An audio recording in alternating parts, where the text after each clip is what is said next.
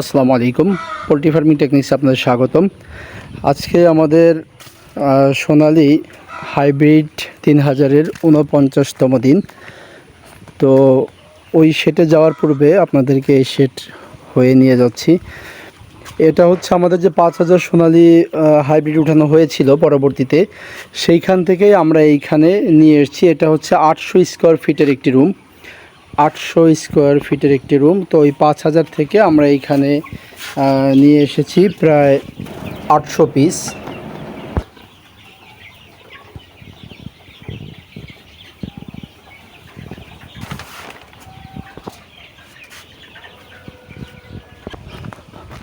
আর অল্প কিছু মুরগি আমরা এই পাশে আরেকটা রুমের মধ্যে রেখেছি। আমাদের ওই 5000-এর শেডের সাথে আরেকটি রুম আছে, এইখানে আমরা কিছু রেখে দিয়েছি। অল্প কিছু দেখা যায় যে যেগুলো কিনে একটু অসুস্থ ছিল সেগুলোকে রেখে এখানে আলাদা করে ট্রিটমেন্ট দেওয়া হয়েছে। তো আলহামদুলিল্লাহ এখন কিন্তু এগুলো খুবই ভালো আছে, সুস্থ আছে। আর এই যে বসে আছেন আমাদের সুপারভাইজার মঞ্জুরুল আলম বাচ্চু সাহেব, তিনি বসে ফোন দেখছেন।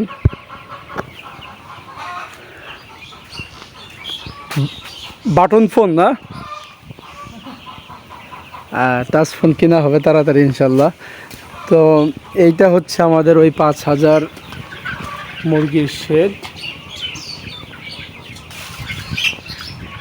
তো আলহামদুলিল্লাহ আমরা এই মুরগিগুলো বিক্রি করব ঈদের পরে। আমাদের ঈদের পরে বিক্রি করার আর কি টার্গেট রয়েছে। আমাদের 5000 সোনালি হাইব্রিডের আজকে হচ্ছে 31 দিন চলছে। আমরা এটা টার্গেট নিয়েছি ইনশাল্লাহ ঈদের পরে বিক্রি করব। আর ঈদের পূর্বেই আমরা যেটার ভিডিও আপনাদের সঙ্গে রেগুলার শেয়ার করছিলাম যে 3000 সোনালি হাইব্রিড, এটা ইনশাল্লাহ আমরা ঈদের পূর্বেই বিক্রি করে দিব।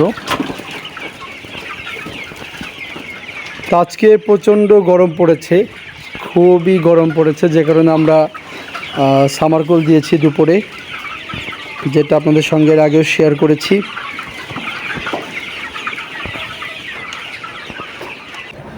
আরেকটি বিষয় হচ্ছে মুরগি বড় হওয়ার সঙ্গে সঙ্গে কিন্তু ড্রিঙ্কার বা ফিডার এগুলো ঝুলিয়ে দিতে হবে। মূলত ড্রিঙ্কারটা ঝোলানো নয়, ড্রিঙ্কারটা হচ্ছে 2টা ইটের উপরে বা 4টা ইটের উপরে মুরগির হাইট অনুযায়ী ইটের উপরে রেখে তারপরে হচ্ছে রশি দিয়ে বেঁধে দিবেন, যাতে করে কিনা দেখা যায় যে ড্রিঙ্কারের প্লেটে শুধুমাত্র পানি আছে, মুরগির ধাক্কা লেগে পানিটা যেন না পড়ে যায়। এজন্য আর কি ড্রিঙ্কারটা দেখতে পাচ্ছেন যে বেঁধে দিয়েছে। আর ফিডারটা বেঁধে দিবেন, কেননা বিশেষ করে ফিডার বেঁধে দেওয়ার যে উপকারিতা, মুরগি সহজে ফিডারের উপরে দাঁড়াতে পারবে না, ফিডারের মধ্যেও দাঁড়াতে পারবে না, কারণ ফিডার একটু হেললে দুললে মুরগি আবার ওইখান থেকে সরে আসবে। এবং বিশেষ করে খাবার অপচয় হবে না, খাবার কিন্তু অপচয় হবে না ঝুলিয়ে দিলে, মুরগি বড় হওয়ার পরে ঝুলিয়ে দিলে খাবার অপচয় হবে না।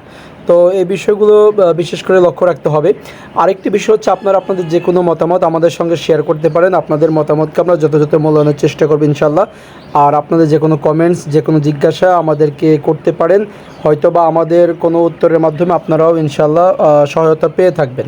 তো চ্যানেলটিকে সাবস্ক্রাইব করে আমাদের সঙ্গেই থাকবেন এবং আপনাদের মূল্যবান মতামত জানাবেন। আর বিশেষ করে সচেতনতার সঙ্গে মুরগি পালন করবেন, কেননা মুরগির যে নানাবিধ রোগ আছে সেই রোগগুলো থেকে যেন মুক্ত পাওয়া যায় ইনশাল্লাহ। তো আজকের উপস্থাপনা এ পর্যন্তই। আসসালামু আলাইকুম।